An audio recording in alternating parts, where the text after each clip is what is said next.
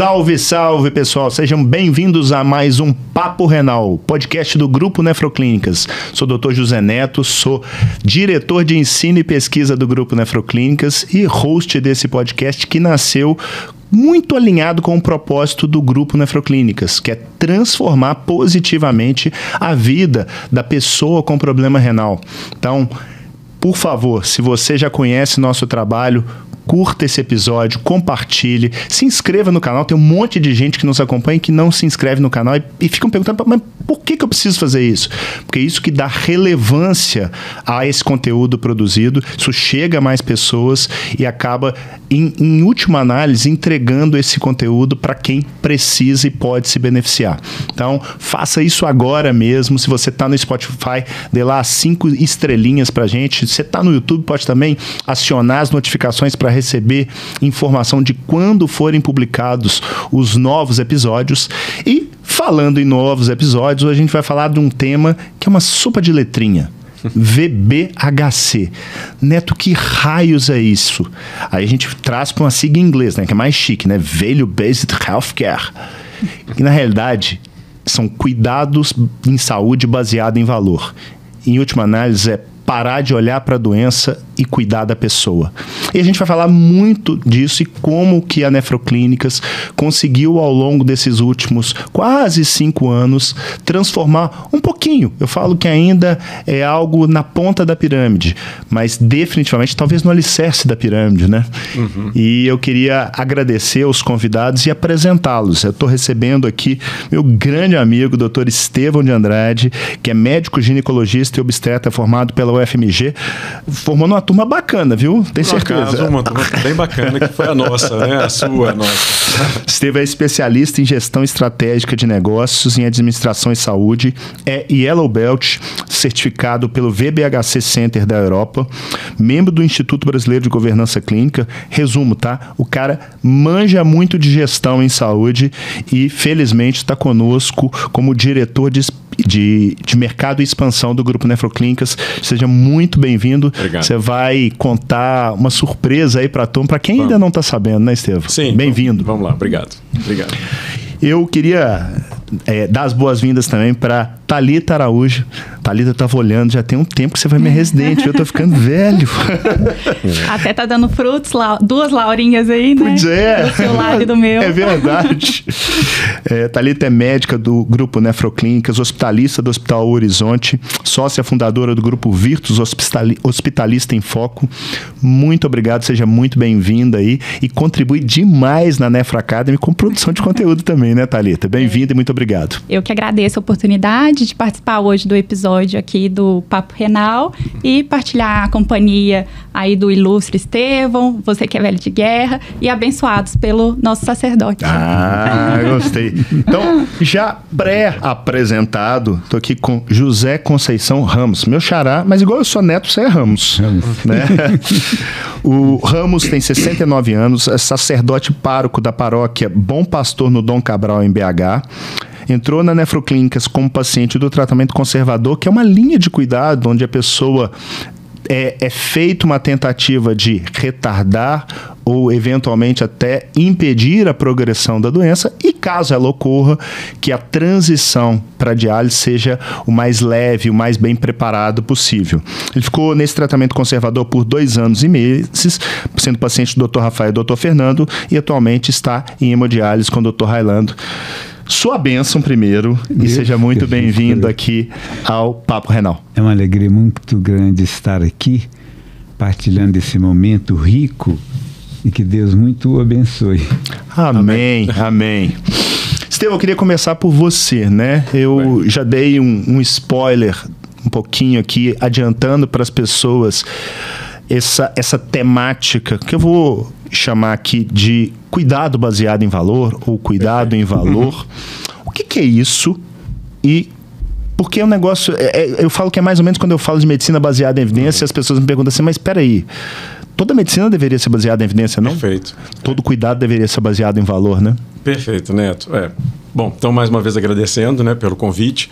Esse é um assunto que eu sou apaixonado por ele, né? Tanto que tenho me dedicado a estudar e na hora que você fala aí do nosso currículo, na verdade é um caminho para a gente poder entender melhor isso, Neto. E você já resumiu bem, né? Assim, basear em valor quer dizer olhar para aquilo que é valor para o paciente que está na minha frente. Porque até então a lógica tem sido inversa, né? O valor tem sido do profissional. Aquilo que o profissional acha que é melhor. Na maioria das vezes, bem intencionado, né? Na maioria das vezes, muito bem intencionado. A minha avó falava que de boa intenção o inferno está cheio. Pois é. Então, acreditando ainda na boa intenção, mesmo assim, né, a ótica é do profissional. Eu vou fazer o que eu acho que é melhor para o meu paciente. A lógica do valor vem fazer a gente sair desse lugar e olhar do lugar do paciente. Peraí, eu sendo paciente, o que é valor para mim? E aí, Neto, isso aí dá uma transformada e bota as coisas que hoje, atualmente, como estão, de cabeça para baixo, né? É uma inversão de uma lógica que já vem sendo praticada há muito tempo. Thalita, você foi minha residente, a gente já se conhece há bastante tempo e o modus operandi do sistema hoje de saúde, ele é disruptado, ele é o tempo todo fragmentado, de modo que está todo mundo reclamando, o médico está reclamando, o cliente, o paciente final está reclamando, a operadora de saúde está reclamando, o hospital está reclamando.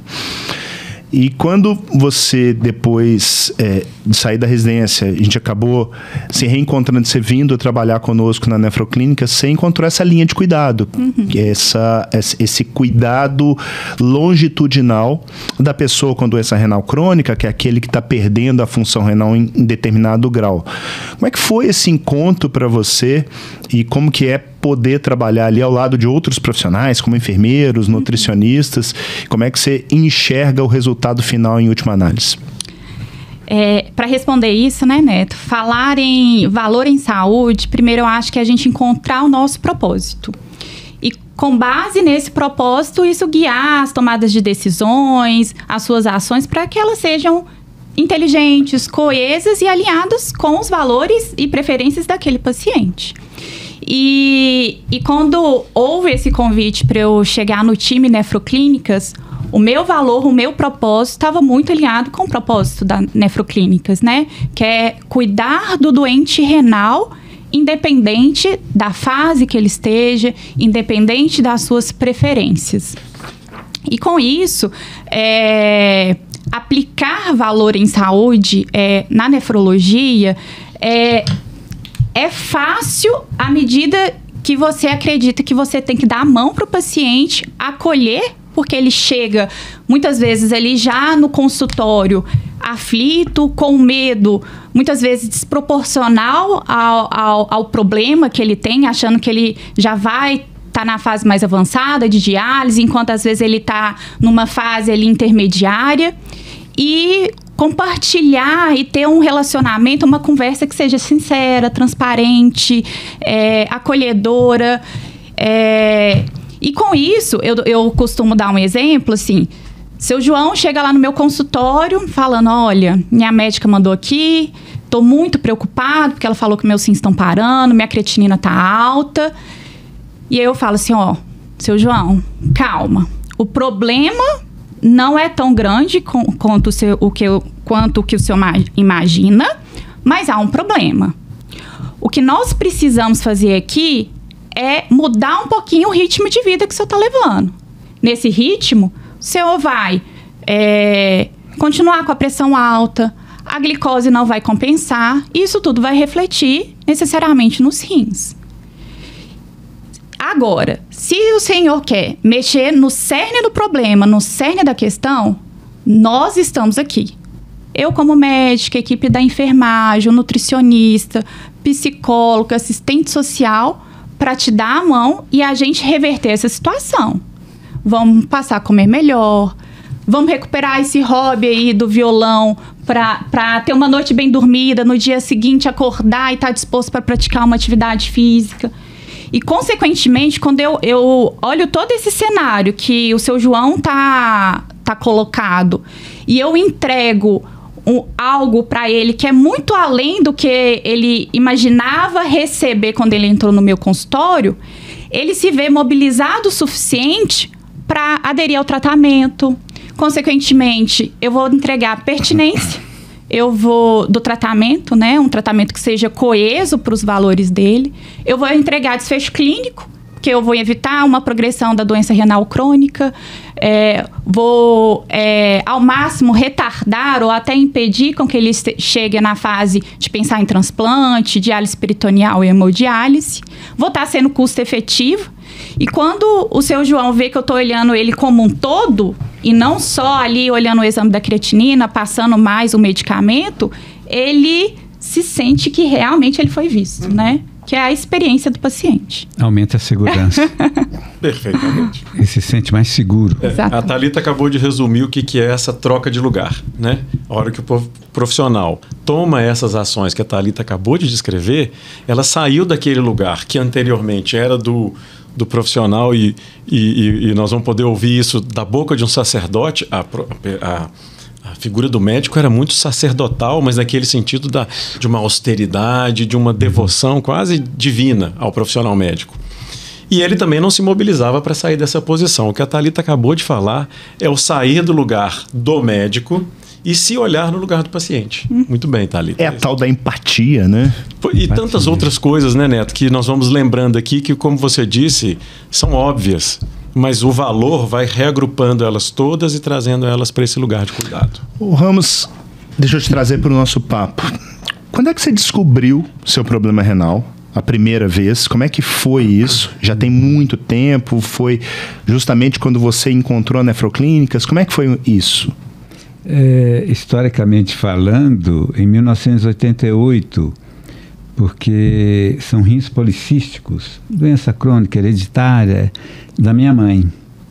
Fizemos um podcast só sobre doença renal policística aqui. E aí, 5 filhos, um só escapou dessa doença. Então, nesse momento, nós começamos a fazer exames para doar o rim para a mãe. E aí o médico falou, vocês têm, então não tem como. Você estava com quantos anos? Eu estava com 31, 32 anos. E desde então você faz algum tipo de acompanhamento ou você colocou isso numa gaveta e esqueceu? Não. A partir disto, eu tive acompanhamento do Dr. Elcio. Conhece? Demais. Dr. Elcio. E recente, há 2 anos e 9 meses exatamente, que o Dr. Elcio encaminhou a minha irmã para o Dr. Fernando, objetivando um processo de retardamento da doença. E eu vim também. Quando eu cheguei, ele falou, olha, o seu caso está mais adiantado.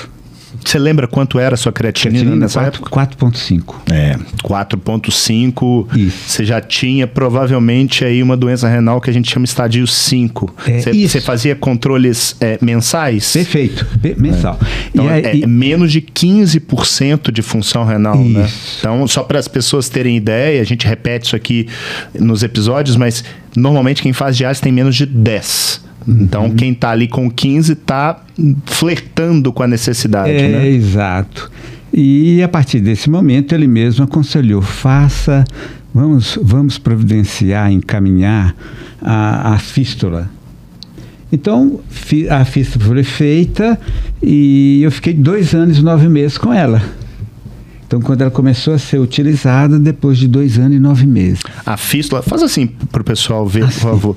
A fístula nada mais é, gente, do que uma conexão feita cirurgicamente de uma artéria com uma veia, por onde a gente consegue colocar 2 agulhas, uma puxando o sangue, esse sangue passa na máquina, é filtrado e depois é devolvido para ti, né? Isso. Então, você fez a fístula, né, se preparando, ou seja, eu gosto muito de analogia, eu costumo dizer que a maioria das pessoas no Brasil e no mundo descobrem o problema renal terminal no sentido de precisar de diálise, no susto. Ou seja, ele está indo em direção a um precipício e se esborracha lá embaixo. O que a gente tenta nessa linha de cuidado é esse preparo, de modo que você quando necessário, por exemplo, já tem uma fístula pronta, ou tem um catéter de Tenkov, ou eventualmente vai até para um transplante. Exato. Você ficou 2 anos e pouco nesse controle, né? Isso. Então, vocês vejam que não é uma coisa tão frequente, porque em média na literatura, uma pessoa no estádio 5, ela fica em torno de 9 meses antes de precisar de diálise. Eu fiquei 2 anos e 9 meses. Pois é, então, ou seja, óbvio que há características suas, pessoais, mas esse conjunto seu com o cuidado oferecido, no final do dia deu resultado, né, Estevão? E é um dos parâmetros básicos para avaliar uma linha de cuidado baseada em valor.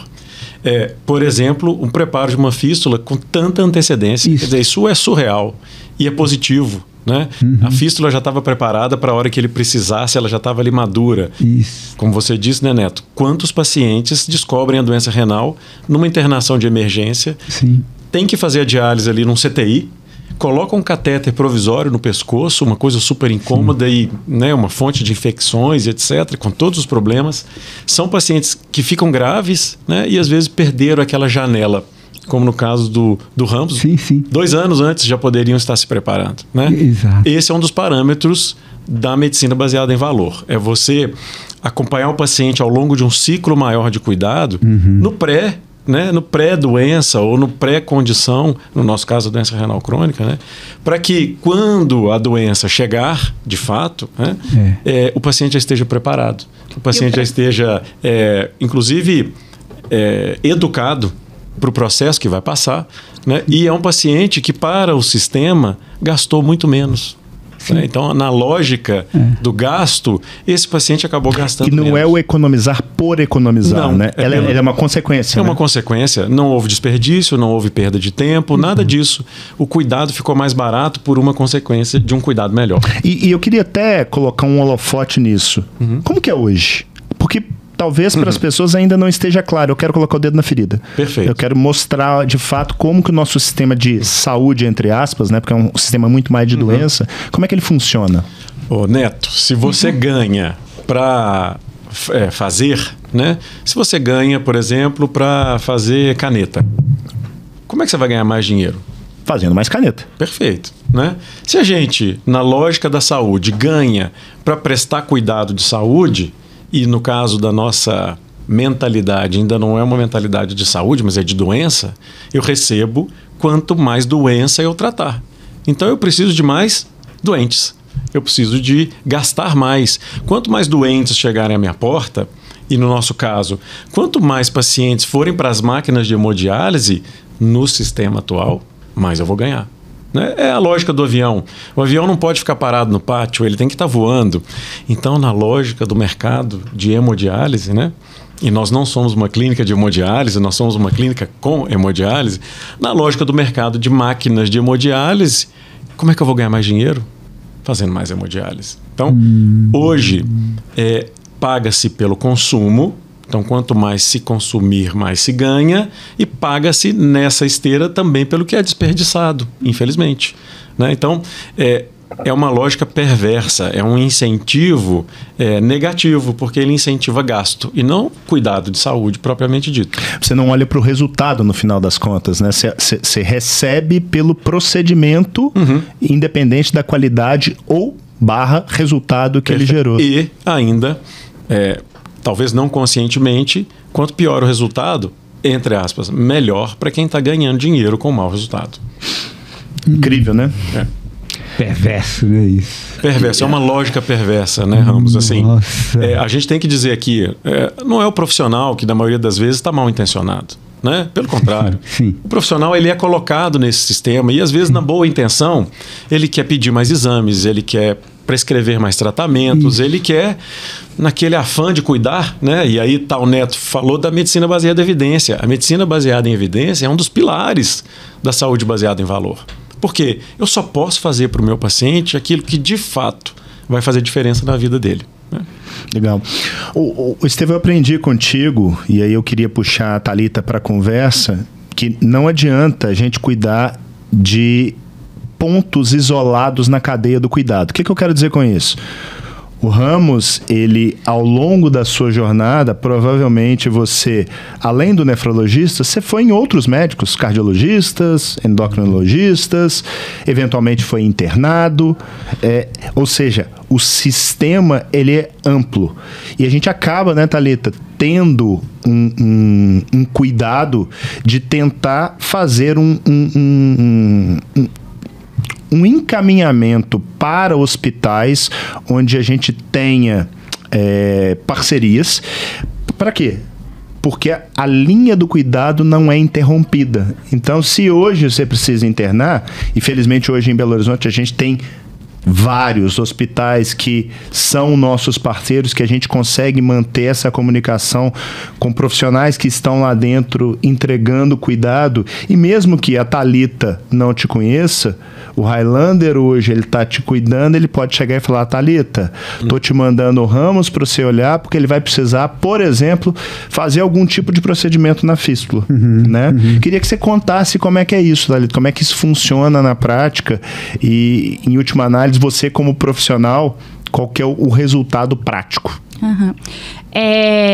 Valor em saúde e a medicina hospitalar no modelo atual, né, que eu trabalho também como hospitalista em um dos hospitais de referência da Nefroclínicas, eles pautam em alguns pilares, né? E isso que o Neto colocou, de não haver fragmentação do cuidado, é o que mais garante uma assistência que seja qualificada, que seja contínua e que minimize ineficiências, né? Porque é isso, uma equipe que consegue prestar o seu cuidado antes do hospital e chega dentro do hospital, a gente segue esse tratamento dentro de uma mesma lógica, sabendo que também numa alta hospitalar esse cuidado também ele vai ter uma sequência, isso minimiza tempo de internação, internação desnecessária, complicações, né, durante a internação propriamente dita. Então, esse olhar, inclusive do nefrologista também, ambulatorial, com o nefrologista hospitalar, isso é um diferencial que a gente percebe ser importante. Ô Ramos, como é que foi sua transição para diálise? Porque você ficou aí 2 anos e 9 meses sendo cuidado, e eu costumo dizer que provavelmente você foi orientado, tanto que você fez a fístula, mas na hora, no dia D, nunca é tão sui generis, não é necessariamente fácil. Conta um pouquinho pra gente como é que foi. A minha tática, para não ficar assustado e impactado num momento desse, era pegar o resultado dos exames antes. Quando eu vi o resultado do meu exame, creatinina 10,04, ureia 198, eu falei, vai começar. Porque você estava sentindo alguma coisa? Nada, absolutamente nada. Repete, por favor. Nada, né? Nada. Não necessariamente a pessoa com uma doença que está extremamente avançada vai perceber sintomas, né? Foi incrível isso. Eu fui para a máquina por causa dos números. Não foi porque eu estava sentindo mal. Tem muito a ver com o caminho que foi feito. E é justamente, Ramos, sabe o que acontece? Muita gente às vezes não entende. Você estava muito perto desse tal precipício. Isso. E aí eu falo assim, Ramos, vamos descer de corda, porque vai doer menos do que se você pular. Sim. E esse pular tá indo andando e de repente, do dia para a noite, eventualmente você passa a ter os sintomas. Exato. Aí quando eu cheguei diante do Dr. Rafael, ele olhou creatinina 10,4. Quando ele olhou a ureia 198, ele falou assim, padre, vamos começar? Vamos lá para a sala de hemodiálise. Não hoje, só para você ir reconhecendo o gramado. Tranquilo. Foi um caminho tranquilo. Da sua perspectiva, e eu gosto muito de aprender com quem está do lado daí, o que poderia ter sido melhor?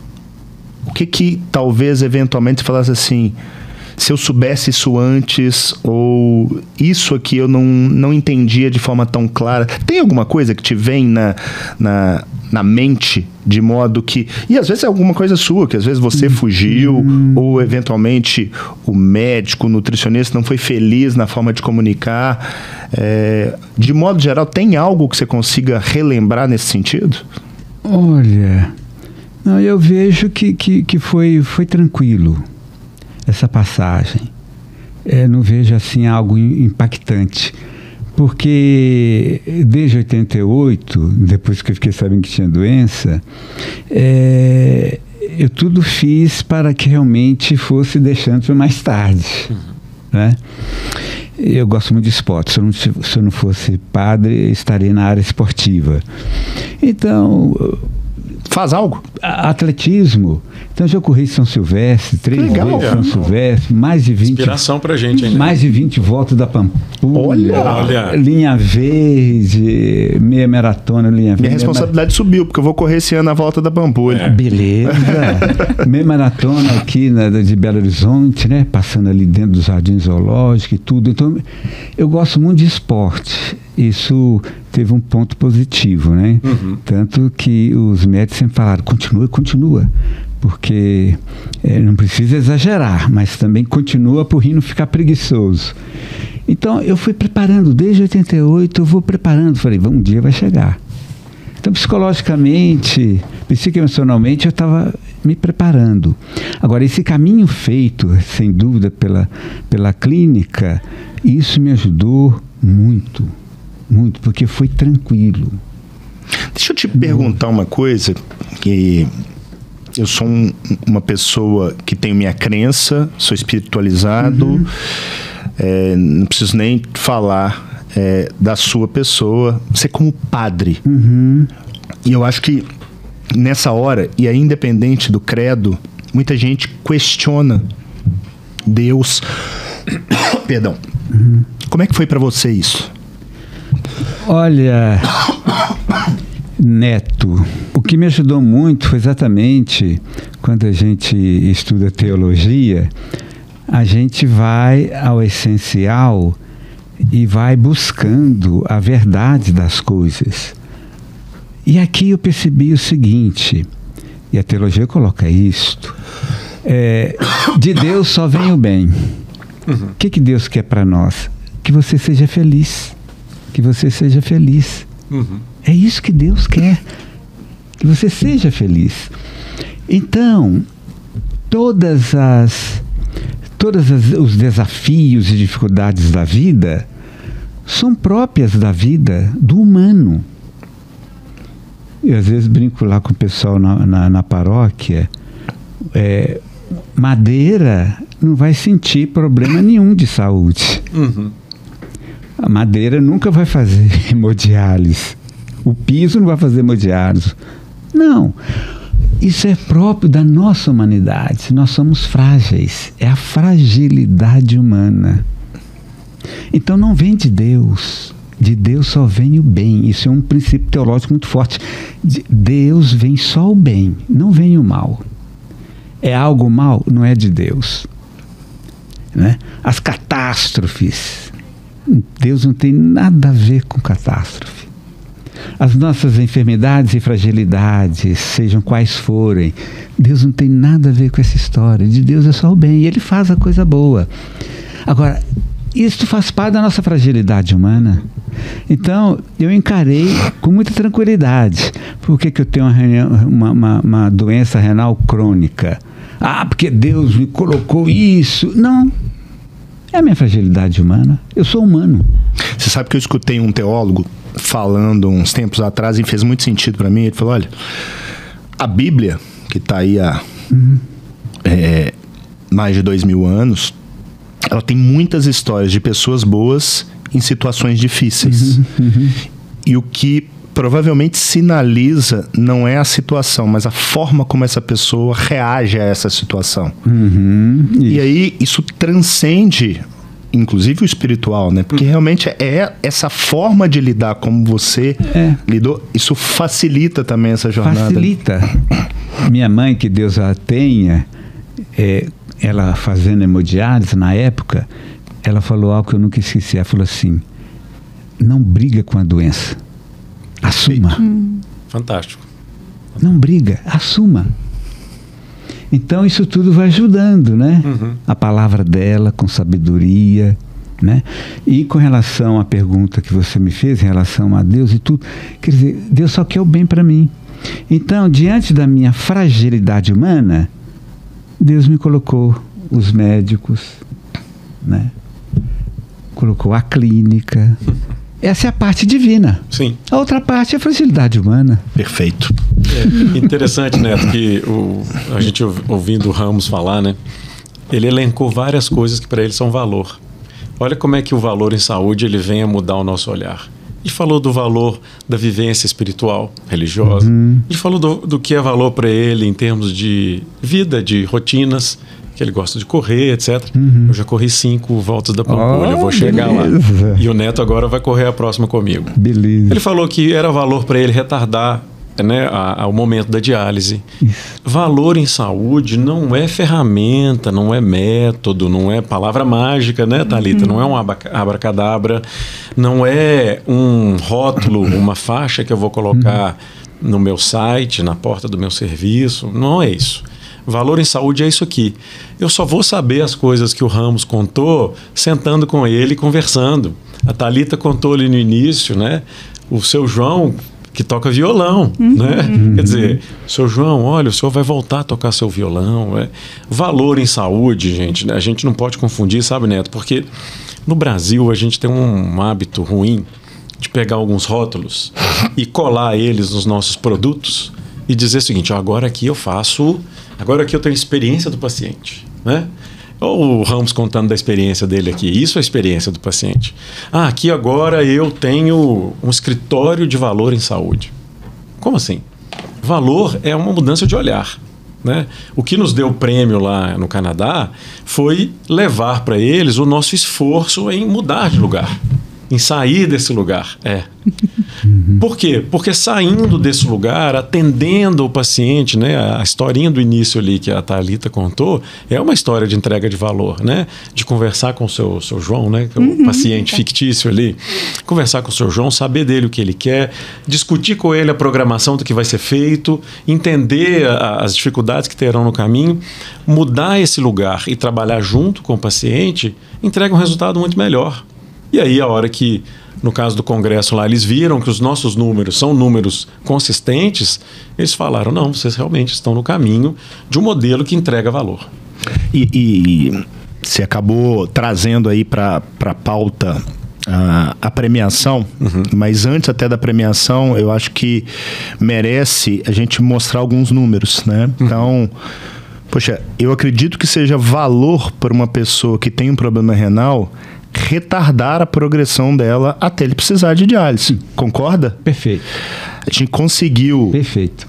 dos estágios mais precoces, ali pessoas com na casa de 40%, 50% de função renal, até essas fases mais tardias, uma redução de até 4 vezes na velocidade de perda da função renal. A gente conseguiu reduzir o número de internações. Ou seja, isso é um indício indireto de que a coisa está indo bem. Eu estou conseguindo evitar complicações, a pessoa está tendo disposição para correr, por exemplo, em pelo menos 2 vezes de redução. A gente conseguiu reduzir em 50% também a mortalidade dessas pessoas, que é alta por N questões, principalmente cardiovasculares, né? A pessoa com problema renal, ela acaba ficando mais sujeita a ter infartos, derrames e por aí vai. Então eu queria que você contasse um pouquinho dessa história, o Estevão, de como é que foi, porque como você bem colocou, não basta colocar um rótulo e falar que faz algo em valor, né? Costumo brincar que falar até papagaio fala. É isso mesmo. E durante algum tempo, mesmo a gente tendo isso, já rodando desde o nascedouro da Nefroclínicas, a gente ainda não tinha uma certificação de que aquilo que a gente vinha fazendo, por mais que a gente acreditasse, que isso de fato fosse dentro dos pilares do VBHC, da saúde baseada em valor. Perfeito. Né, eu já conheço o Grupo Nefroclínicas há muitos anos, né? Por N razões, a gente acompanha o trabalho da Nefroclínicas e vim também, Thalita, nesse mesmo sentimento de alinhamento de valores e de propósitos, né? Quando vim integrar o grupo. E logo nas primeiras conversas, né, Neto, a gente falou, olha, isso aqui já é um modelo VBHC. E o Neto falou, olha, não, realmente, a gente montou esse modelo já desde o início baseado nas premissas do value-based, né, healthcare. E aí tinha um congresso agora para acontecer em abril desse ano e eu acompanhando os movimentos, né, mundiais, né, de modelos de saúde baseada em valor. Tem várias iniciativas no mundo todo sendo feitas, né? Eu acompanhando isso, eu falei, Neto, vamos inscrever o nosso modelo lá? E a gente ficou, né, Neto, assim, mas será, cara? A gente ainda... São só 4 anos. São só 4 anos. Modelos de saúde, eles demoram muito tempo para amadurecer. Mas a gente topou, né, Neto? E aí a gente primeiro fez uma pré-avaliação, fez uma pré-seleção, passamos por uma pré-seleção e eles nos selecionaram como um dos 10 casos, né, de modelos de saúde baseado em valor na América do Norte, América do Sul. Fomos para lá também acreditando, assim, já valeu a seleção, né? Estamos entre os 10, né? E lá fomos sabatinados, nova rodada de perguntas, os juízes querendo saber, mas esse número, como é que vocês chegaram nisso? Como é que vocês põem o paciente no centro? Né? Como é que vocês entregam valor? O que vocês entendem disso? Foi uma sabatina, né? E ainda tendo que falar inglês, né? Mas foi ótimo. O que aconteceu é que, no fim das contas, era um dia inteiro. À tarde, eles falaram, vocês estão entre os 4 pré-selecionados para a final. Eu falei, opa, então já ganhamos de 10, agora estamos entre os 4, né? E para nossa surpresa, no final, a gente ganhou o prêmio. Mostra aí, por favor. Por favor, tá aqui. Esse aqui é um xodó agora de todos nós, né? Dado pelo Summit das Américas, que é o Encontro das Américas de Saúde Baseada em Valor, e que é promovido pelo VBHC Center da Europa, né?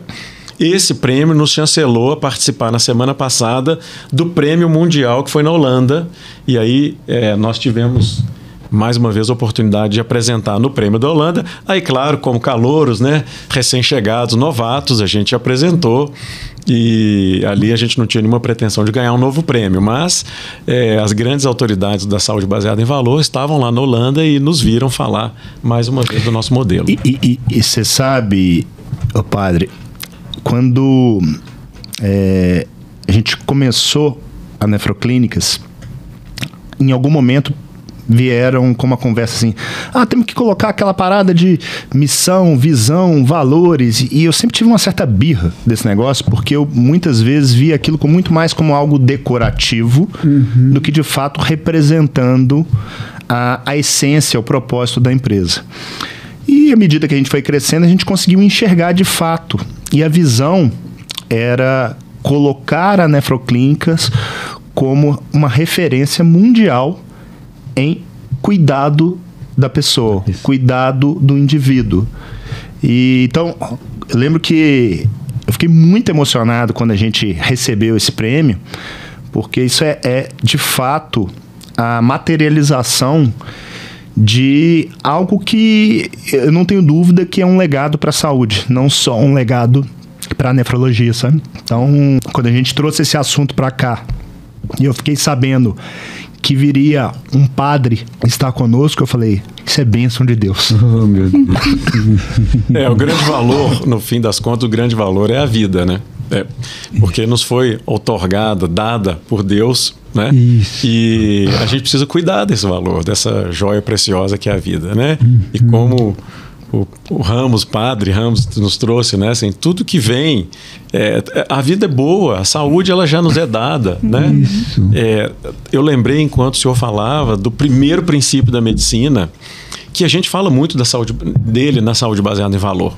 Primeiro princípio, o primeiro mandamento que o Hipócrates nos trouxe lá antes de Cristo, 300 anos, se eu não estiver enganado, primeiro não causar dano, né? Primum non nocere. Primum non nocere. Então, assim, primeiro não causar dano. A saúde baseada em valor resgata isso. Ela vem e falou o seguinte: olha, o primeiro compromisso do profissional de saúde é não ser um parceiro da doença. Ele tem que ser um parceiro da saúde do paciente, né? E o senhor falando, eu fui lembrando disso, porque o corpo humano, apesar de ser frágil, é uma máquina de excelência, né? Perfeita, enfim. E o grande valor para o paciente, né, em última instância, é a vida que ele vai levar da melhor maneira que ele puder, até quando puder. Você que usa uma frase dessa, né, Neto? Que eu costumo dizer que o seu Zé, que é meu paciente imaginário, ele quer duas coisas na vida. Ele não quer ter o colesterol bom, ter a glicose boa, ele quer viver mais e viver melhor. Não necessariamente nessa ordem. Eu gosto dessa frase do Neto, né? E eu queria fazer uma parte aqui para trazer essa experiência da Thalita. Eu sou um apaixonado pela medicina hospitalista hoje, depois que eu fui aprender, né, Thalita, com vocês, o que era a medicina hospitalista, porque o médico hospitalista, ele é essencialmente um médico de cuidado dentro do hospital. Eu brinco, né, Thalita, eu não sou médico hospitalista, então eu posso ser meio leigo nesse assunto. Eu falo que o hospitalista é o médico de família dentro do hospital, né? Porque a gente tem hoje o médico de família sendo resgatado, porque ele é esse profissional, Neto, que tem um olhar mais abrangente, mais contínuo, mais prolongado, né, no espaço-tempo do paciente. E não aquele médico que olha o dedão do pé esquerdo. Eu costumo dizer que é o seguinte: você precisa de um time, mas ter um camisa 10 é importante. E o médico de família tem sido resgatado como camisa 10. Aquele que vai coordenar o cuidado do paciente no seu dia a dia, que a gente chama aí no ambiente ambulatorial, né? Fora do hospital. Mas dentro do hospital, hoje, quem está entregando valor, né? Tem muitos outros modelos, mas para mim é o modelo hospitalista. Porque é um médico que passa a dedicar o paciente dentro do hospital. Quantos de nós, né, seu Ramos, chegou no hospital um dia e falou assim: nossa, preciso ter notícia do meu familiar. Deixa eu procurar o médico. O médico já passou. Só vem amanhã. Mas quem pode me dar notícia? Ninguém. Aí aquela tomografia que ele tinha que fazer. Ninguém pediu, ninguém marcou, só faz agora daqui a 2 dias. Nossa, ele vai ficar mais 2 dias internado? Então, o médico hospitalista, e está aqui a Thalita, que é uma das referências hoje, e a empresa Virtus foi fundada para isso, é uma das ferramentas de entrega de valor. Perfeito, boa lembrança. Então, o valor não é ele em si uma ferramenta.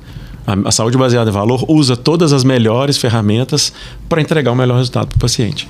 E aí você trouxe a aplicabilidade, né, do valor em saúde em 2 contextos, hospitalar e um contexto ambulatorial. E às vezes conversando com outros profissionais de saúde, outros colegas, dado o modelo atual de remuneração, ainda perguntam por que hoje aplicar valor em saúde, né?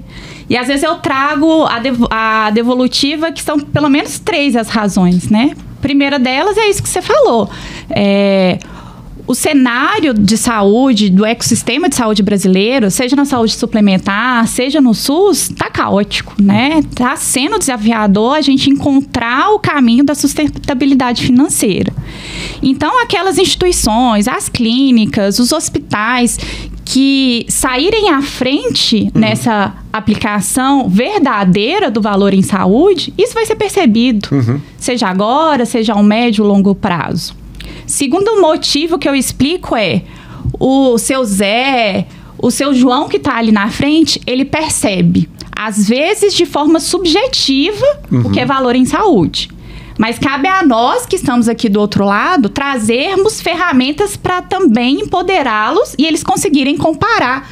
Eu vou buscar o serviço A, o B, e com base nos seus valores e em posse dessas informações, desses indicadores assistenciais, desses índices de satisfação do cliente, decidir onde ir, onde ser cuidado. E o terceiro porquê que eu coloco agora é a satisfação de quem está agora do outro lado da mesa, né? Somos nós, profissionais de saúde. E aí, valor em saúde, eu falo que é um caminho sem volta, né?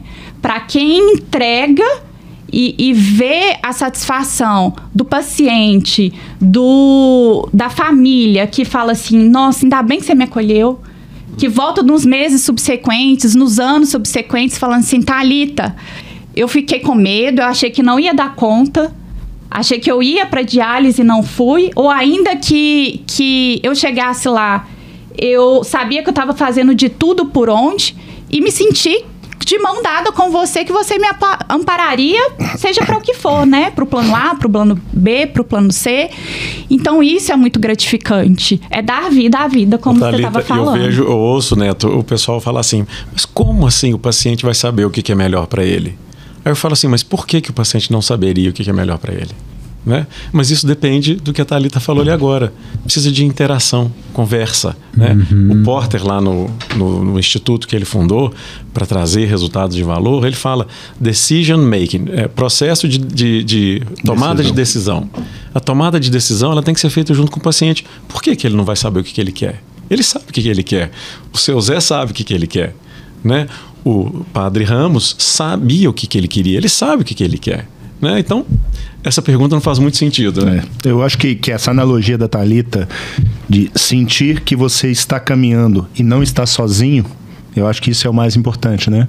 A decisão não pode ser do médico, do profissional de saúde. Ela tem que ser uma decisão compartilhada com aquele indivíduo de acordo com seus valores e suas preferências. Eu sei que o papo tá bom, a gente está caminhando para o final. Primeiro queria agradecê-los enormemente, obrigado de coração por estar aqui conosco.